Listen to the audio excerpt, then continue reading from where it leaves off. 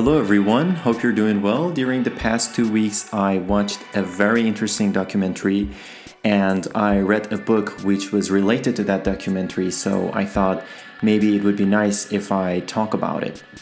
The documentary is called The Social Dilemma, and the book is called No Filter, and it is written by Sarah Frier, and they're both about social media. Nowadays, we all know that social media can be very helpful and useful in our lives. We can find our friends, we can always be connected and talk to them. We can make movements, we can make campaigns, and we can help foundations and a lot of different interesting things that were not possible before the presence of social media. But I think it's also necessary to know what is exactly happening behind the facade of this usefulness. That's what Social Dilemma is about. So in that documentary, we can see the ex-employees of famous companies like Twitter, Instagram, Google, Pinterest, and so on. And they talk about why they left the company and what is exactly happening there. So they explain how these systems work and how social media companies are misusing our data, our attention, and our time. We all know that using social media is for free. And there is a famous saying that says, when you're not paying for a product, you are the product.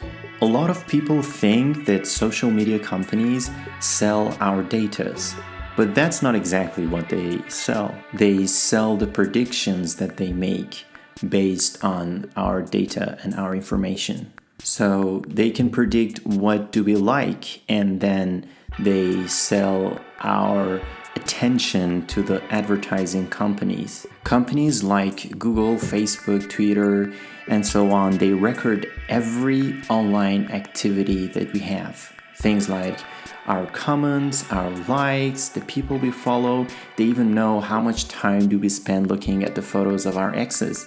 They know if you're introverts or extroverts. They know if you're suffering from any kind of mental illnesses. They know about our interests, our political preferences, our religion, and many different things. And the scary thing about this is that all of these things are controlled by machines that are rarely supervised by humans, and these machines are getting better and better each day at predicting us. Some people think that artificial intelligence is about robots or Terminators, but these are actually artificial intelligence. We already have it in our daily lives. All of these predictions made by machines and algorithms are the artificial intelligence. A lot of people think that social media is a tool, but let's explain what is a tool. Let's say you have a hammer, and then the hammer is in your toolbox and you use it whenever you need it. So the hammer doesn't send you messages, doesn't send you notifications, doesn't send you emails, it doesn't tag you in photos. So when a tool is expecting things from you, is not a tool anymore. So we cannot call social media a tool. Now let's talk a little bit about the No Filter book. It is also very interesting, and it has a lot of mutual things with the documentary. So all of the informations that I was talking about up to now were the knowledge that I gained from the documentary. But based on the things that I read in this book and the things that I heard from the ex-employees of these companies, social media was not supposed to be like this. For example, Instagram was for storytellers at first. It was a place for creative people to share their ideas, and it was a great place for photographers to share their amazing shots. But as the time passed by, and since Facebook bought Instagram, the policies of this company and this app changed through time. So at some point, the founders of Instagram started to have problems with Mark Zuckerberg, and they left the company in 2018.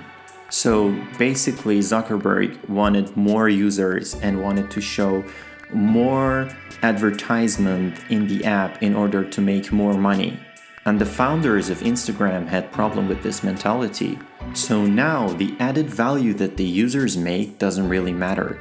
The most important thing is the money, and they just want benefit at all costs. So the whole story of creating Instagram is explained in detail in the No Filter book, and I really recommend you to read it if you're interested to know more about it. I think it's essential to know about all of these things that are happening in social media companies. The current mentality of social media apps has led a lot of teenagers to be depressed. It caused political polarization. We are overusing our phones and we're constantly checking for notifications, and that's not good. It has decreased our attention span. So I think once we're aware of these problems, we know better what to do. For example, we can turn off the notifications of all of these apps, and in time we can educate ourselves, and hopefully in the future we can force these companies to change their policies and they respect us more. So I recommend you to watch this documentary and don't miss it. It's amazing and it's only 1 hour long, so it doesn't take that much time to watch it. Hope you've enjoyed this video. Don't forget to subscribe if you are interested in videos about technology, paradigm shifts, and so on. Thanks for watching.